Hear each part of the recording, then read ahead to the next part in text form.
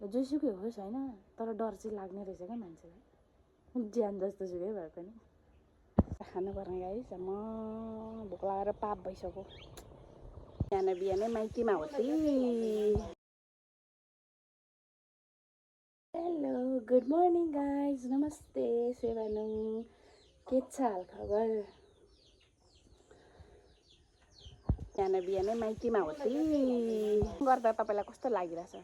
ढाड दुखेर हैरान भइरहेछ। बिहान बिहानै माइतमा झाडु लाउँदा कस्तो फिल भइरहेछ?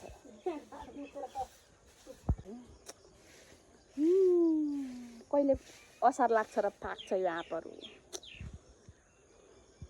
यता फेरि डल्लै छ, के गर्नु गाह्रो छ। त्योभन्दा यो ठुलो छ। कहिले पाक्छ यो, कहिले पाक्छ यो। गाइस बिहान बिहानै माइत आइएको छ हजुरबा बिमारी भएर होइन। सी इज माई क्युट हजुरआमा, सी क्युटेस्ट हजुरआमा ever, but she is no more, but she is so pretty and good. I love you.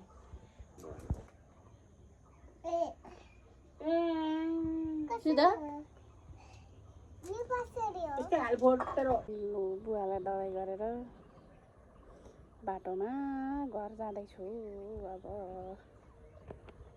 सुजा चाहिँ चारो किन्न गएको छ आमासँग।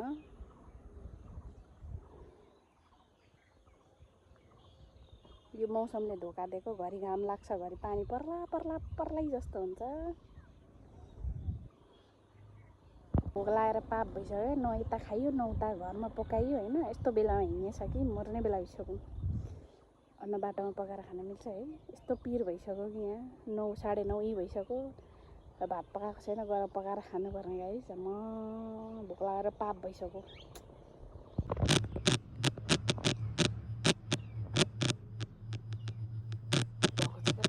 गर्मीले यहाँ बाहिर बसेको छु कि घरिघरि हावा चले जस्तो गर्दैछ कि आज त गर्मीले मर्न आँट्यो होइन। अहिले लुगा धोइसकेको होइन। पानी खेलाउन्जेल त केही जस्तो लाग्दै थिएन मलाई। एकछिन अब यो धोइसकेपछि त पागल भइसक्यो हामी, रातो भइसक्यो क्या, रातो। यस्तो छ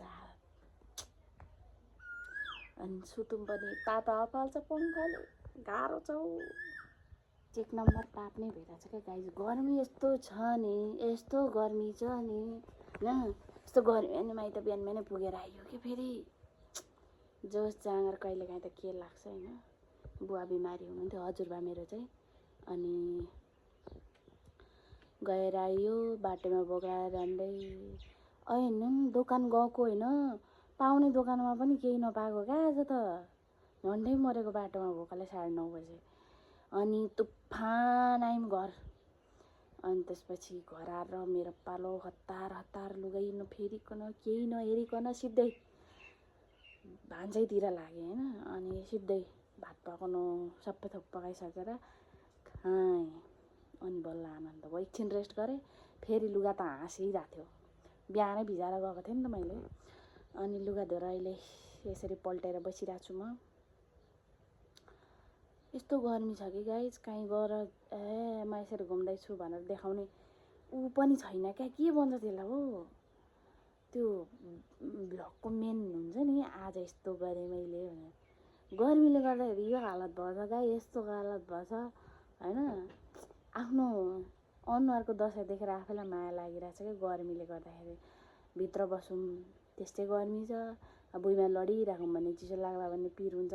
मेरो त फेरि चिसो यति छिटो लाग्छ कि भाँडा ढिलो मस्कायो भने पनि चिसो लाग्छ क्या मलाई। अनि त्यही भएर म चाहिँ चिसोबाट बस्नुपर्ने हुन्छ होइन। तर पनि कहिलेकाहीँ पसिना गाडिएर मलाई चिसो लागिरहेको हुन्छ। सेम टु यु, छोरी र आमा एउटै खालको छौँ हामी। पसिना गाडियो भने हामीलाई चिसोले भेटिहाल्छ होइन। चिसोको एकदम महामारीहरू हामी। अनि अब आज प्लान थियो हाम्रो होइन, गर्मीले गर्दा चौपट भएको छ होइन। यसो घुम्न जाने प्लान थियो हाम्रो। यो गर्मीले दिएन हामीलाई होइन, घामले दिएन हामीलाई। रातभरि पानी पर्नुपर्ने कारण चाहिँ के थियो? त्यो हावा, रातिको हावा अहिले चल्दा हुँदैन थियो? राम राति हो मर्म त के चलेको त अचम्म छ न। ल घरै उडाएर लैजाला जस्तो पो हावा चल्दै थियो हौ। डर लागेर सान्नु भएन त मलाई त। अनि आमामामा पानी त्यस्तै आउँछ छरररररर त ऊ त के भन्छ मकै पड्काए जस्तो छररररर गरेर पानी पर्छ, त्यस्तै स्वाइँ स्वाइँ गरेर हावा चल्छ। ओ माई गड, मुटु नै चिसो भएर मेरो त। राति 11:30 बजे 11 बजीतिर होला सायद, सुतेकी थिइनँ कि म निन्द्रा नलागेर। अनि के फिल्म हेर्दै थिएँ होला सायद, म फिल्म हेर्दै थिएँ। अनि फिल्म सकिएर सुत्छु मात्रै भनेको थिएँ, फ्याट्टै हावा पानी हुरी एकैचोटि क्या मिक्स पो भएर आयो। म त यति डर लागेको होइन। आमामामामा मान्छे घरै जुरुक जुरुक उचाल्ला जस्तो हावा आउँछ हो। फेरि यता एकान्त छ नि त, त्यस्तो साह्रो रुख बिरुवा पनि छैन, घर त्यति धेरै पनि छैन होइन। आमामामामा पानी पछिबाट पानी परेको चाहिँ मलाई थाहा पाएन होइन। त्यो सुरु टन हावा चल्दै गरेको बेला त एकदम थाहा पाएँ क्या मैले। आमामामा डर लागेर हट। जोसुकै होस् होइन, तर डर चाहिँ लाग्ने रहेछ क्या मान्छेलाई, ज्यान जस्तो सुकै भए पनि।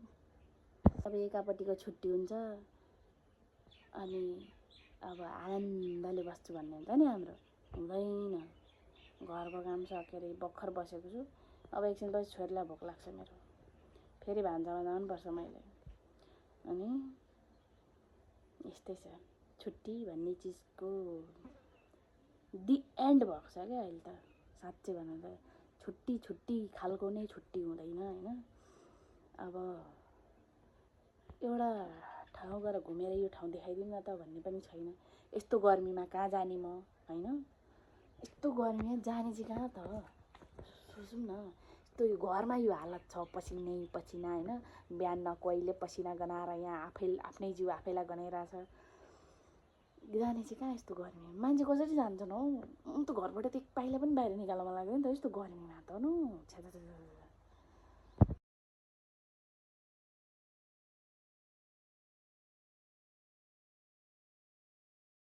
मौसम ओ माई गड, पानी पर्न आँट्यो।